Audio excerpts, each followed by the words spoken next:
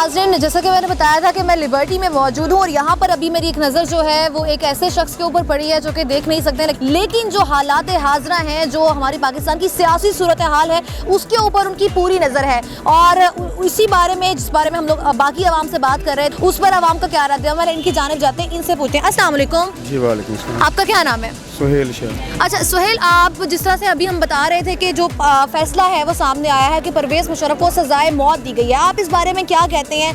और इस तरह से उन्होंने ये भी कहा है कि उनकी जो लाश है उसको 3 दिन के लिए डी चौक पे लटकाया जाए अगर वो इस फैसले से पहले उनकी डेथ हो जाती है। क्या कहेंगे आप इस फैसले पे? देखिए जी, ये फ़ैसला परवेज़ मुशर्रफ के बारे में जो उन्होंने कहा गया, पहले तो ये देखना है कि परवेज़ मुशर्रफ जो है वो है कौन, यानी कि वो एक हमारे फ़ौजी थे, एक सिपा सलार हैं, और ये वो सिपा सलार हैं जिन्होंने कारगिल के अंदर झंडे गाड़े थे हमारे पाकिस्तान के।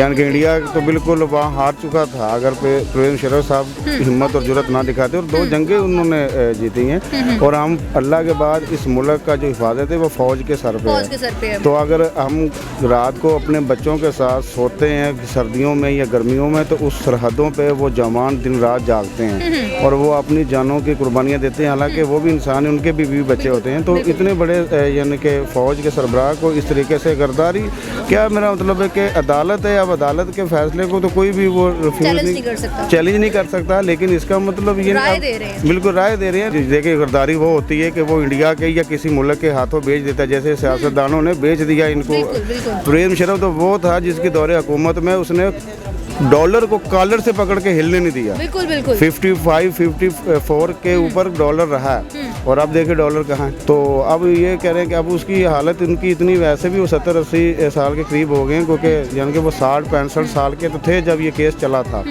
तो अब उनको ये फांसी का कहना, फांसी अगर ये उनको ये भी कहा गया जिस तरह अगर सब लोग कह रहे हैं वो करीबुल मर्ग हैं कि उनके किसी भी वक्त उनकी डेथ हो सकती है, तो उनके बारे में जो आज एक फैसला आया, तफसीली फैसला, कि जी अगर उनकी डेथ हो जाती है तो भी उनकी लाश को घसीट कर डी चौक लेकर आया जाए और 3 दिन तक वहाँ लटकाया जाए। इन अल्फाज को आप किस तनाजुर में देखते हैं? ये बड़ी एक मुसलमान, एक इस्लामी मुआशरे के अंदर किसी भी लाश की पामाली जो है, ये तो बड़ी बुरी बात है। वो तो हिंदू, सिख भी, यानी कि कोई गैर मज़हब भी हो, तो उसकी लाश के साथ बेहरमती नहीं होनी चाहिए।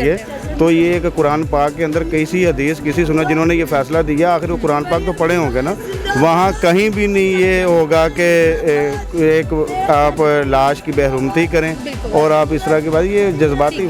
Thank you.